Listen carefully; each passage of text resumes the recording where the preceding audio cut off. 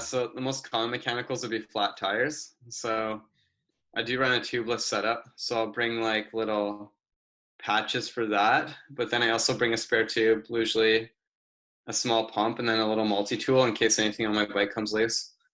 So that's like the few essential items that I really have. And then that's all I really bring with me on the trail in terms of tools.